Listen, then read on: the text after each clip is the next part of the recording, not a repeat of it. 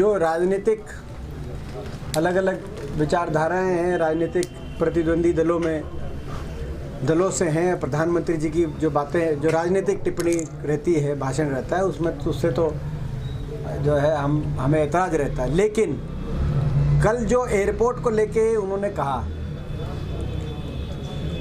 कि भाई इस एयरपोर्ट से इतना लाभ होगा, इतने युवाओं को रोज़गार मिलेगा, उनकी उस एयरपोर्ट को लेके जो टिप्पणी है उससे मैं सहमत हूँ। और मैं समझता हूँ कि जो हम बारी बारी कह रहे थे, अब प्रदेश के लोगों को भी और प्रदेश सरकार को भी कि क्या खोया है उसका आकलन करने में सहायता प्रधानमंत्री जी की उस टिप्पणी से, जिसमें उन्होंने कितने रोज़गार मिलेंगे, कितना निवेश होगा, वो गिनवाया है, उस बात से एहसास होगा। हरियाणा तो महरूम रह जाएगा।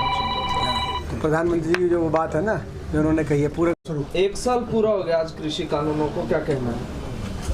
कृषि कानून से की थी भाई आंदोलन को खत्म वाली आंदोलन। तो 1 साल का ये जो आंदोलन है, तो हिंदुस्तान के इतिहास में इस आंदोलन का नाम स्वर्णिम अक्षरों से लिखा जाएगा, क्योंकि जिस तरीके से देश के करोड़ों लाखों किसानों ने एक संयम और शांतिपूर्ण आंदोलन के माध्यम से देश की एक ऐसी सरकार जिसके पास बहुत प्रचंड बहुमत हो, उस सरकार को झुकाने का काम किया और 3 अपने भविष्य के हकों की लड़ाई को लेकर 3 कानूनों और एमएसपी पे कानून नए आंदोलन शुरू हुआ और अंततः सरकार को झुकना पड़ा। ये देश के किसानों की जीत है, ये इस आंदोलन की जीत है। जिस तरीके से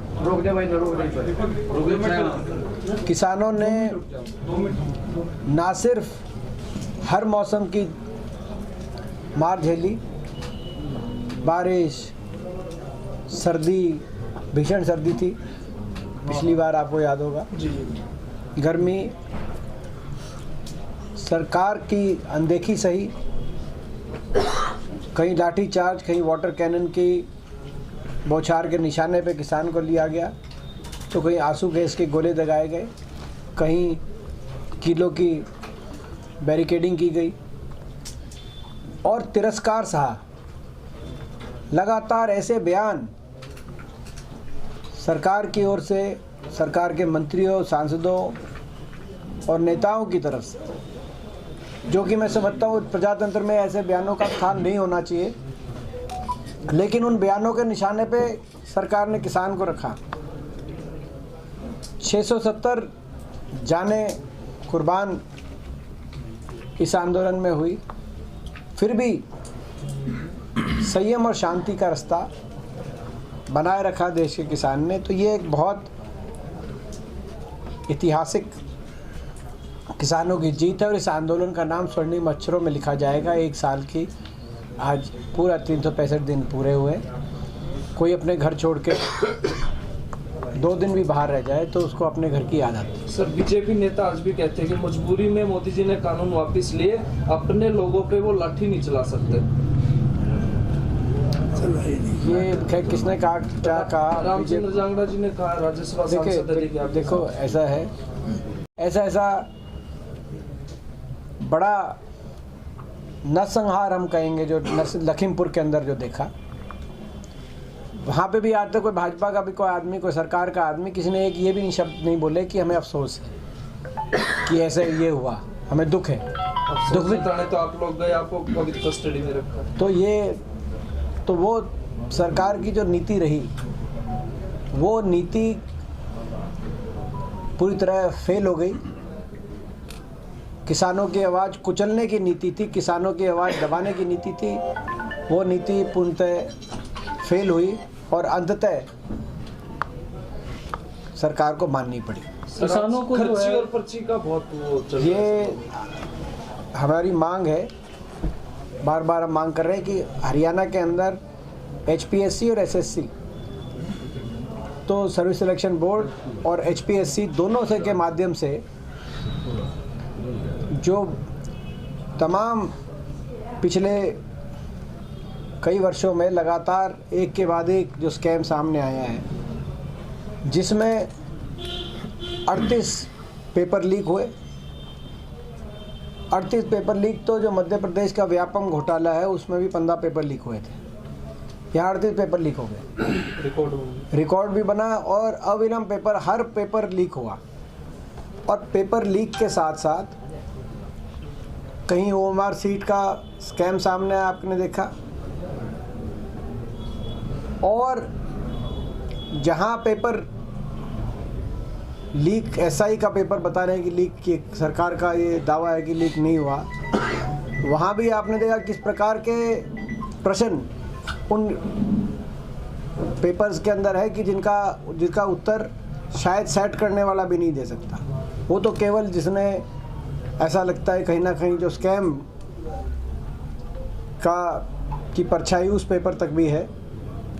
तभी हमने SI के पेपर को भी दोबारा से कराने की मांग करी थी।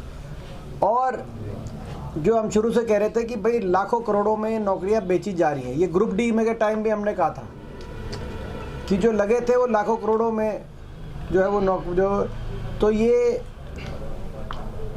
अभी जो HPSC के उच्च अधिकारियों के पास करोड़ों रुपए की बरामदगी ये दर्शाती है कि यहाँ पे लखी और करोड़ी का खेल चल रहा है। खर्ची, पर्ची और नोट की अटैची, और नोट की अटैची भी भारत भरकम। ये दर्शाती है कि यहाँ पे लखी और करोड़ी का खेल चल रहा है। खर्ची, पर्ची और नोट की अटैची, और नोट की अटैची भी भारत भरकम। करोड़ी और लखी का खेल चल रहा है। अगर करोड़ों का ब्योत हो तो आप पेपर लीक कराएं और वो तक पहुंचाएं, और अगर आपका लाख का ब्योत हो तो अपना पेपर पार कराएं, अपना पेपर पास कराएं। ये परिस्थिति हरियाणा में बन गई। जो प्रदेश, हरियाणा प्रदेश, जिसका युवा देश में सबसे ज़्यादा बेरोजगारी दर झेल रहा हो, उस युवा के भविष्य के साथ इतना बड़ा खिलवाड़। और आपने देखा पहले भी यही था, जो SSC के चेयरमैन थे उन तक भी पहुंची जो है बात। पिछली बार आपने देखा, अब HPSC के अधिकारियों तक पहुंच रही है। तो मगर हमारा ये मानना है कि इसमें सरकार से जुड़े हुए जब तक इतने पेपर ऐसे लीक नहीं होते, सरकार के बहुत निकटतम लोग इसमें शामिल जब तक नहीं हो, तब तक इस तरह अंजाम नहीं दिया सकता। इसीलिए हमारी मांग है उच्च स्तरीय जांच की, और वो जांच CBI जांच से कम मैं नहीं समझता कोई जांच इसमें न्याय दिला पाएगी हरियाणा के युवाओं को, नौजवानों को। इसमें CBI जांच होनी चाहिए। HPSC, SSC भंग होने चाहिए और CBI की जांच हो, ये हम मांग करते हैं। हरियाणा का युवा ये मांग करता है। किसान अभी भी बॉर्डर पर बैठे हुए हैं और वो आगे की अपनी मांगे मनवा रहे हैं, कांग्रेस का क्या समर्थन है आप? देखिए, किसानों की 2 मांगे आंदोलन जब शुरू हुआ उस समय थी, जिसमें से एक पूरी हुई है कि 3 कानूनों को वापस लिया जाए और MSP पे कानून बनाया जाए। कुछ मांगे किसानों की, उसको हम नहीं कह सकते, लेकिन जिस तरह का आंदोलन बना है उसमें कुछ मांगे उसमें जुड़ी हैं, जिसमें ये जो किसान परिवार जिन्होंने अपना कोई खो दिया है उनको कोई आर्थिक मदद और उनके परिवार में रोज़गार, ये नई मांग नहीं कह सकते इसको। आंदोलन के जब शुरू हुआ तब नहीं थी, तब किसी को पता नहीं था कि इतना लंबा आंदोलन चलेगा, इतनी जाने इसमें जाएंगी। तो सरकार किसान संगठनों से बात करे, सिर्फ किसान मोर्चा से बात करे तुरंत, और ये जो बाकी मुकदमे वापस, हाँ, एक मुकदमे में वापस, ये भी, इसको भी नई मांग नहीं कह सकते। ये भी अभी आंदोलन में इतने हजारों किसानों के मुकदमे बढ़ गए, तो ये जो मुकदमे बने हैं, तो आज ये मुकदमों की वापसी हो, नहीं कि हमें बनारस से कोई द्वेष है।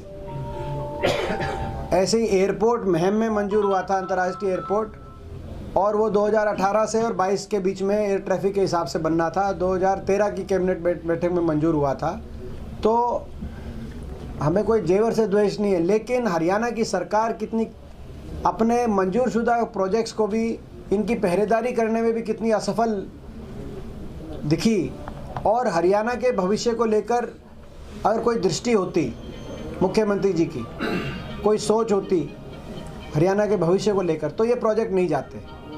ये आज बहुत महत्वपूर्ण प्रोजेक्ट थे। ये जो एयरपोर्ट का प्रोजेक्ट था, रेल कोच फैक्ट्री का प्रोजेक्ट था, ये हमारे आने वाली पीढ़ी के इस पूरे हरियाणा प्रदेश को, इस पूरे इलाके को, ये आने वाली भविष्य को संवारने वाले प्रोजेक्ट थे। आप दिल्ली का एयरपोर्ट देखें, उसके आसपास किस तरह का विकास है। अब जेवर में जब एयरपोर्ट बनेगा, वो एयरपोर्ट महम के लिए मंजूर कराया गया। और मैं एक और बात बताऊं आपको, मैंने कल अपनी वीडियो भी डाली, आप लोग देखना, उसमें पता नहीं अगर कहीं होगी तो मैं आपको तो उसका वीडियो आप देखना, जो मैंने पार्लियामेंट में भी बात रखी थी। इसमें 150 किलोमीटर की कंडीशन थी, दिल्ली के एयरपोर्ट से 150 किलोमीटर तक जो GMR के साथ समझौता हुआ था, 150 कोई एयरपोर्ट नहीं बन सकता।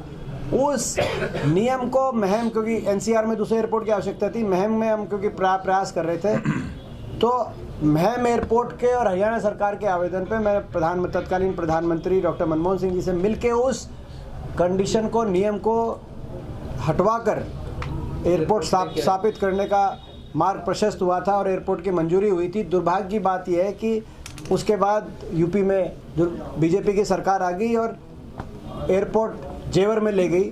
और हमारे उससे दुख की बात यह है कि हमारे मुख्यमंत्री जी ने पैरवी के लिए, आज भी मिलेंगे प्रधानमंत्री जी से, क्या मिल के बात करते हैं वो बताते नहीं।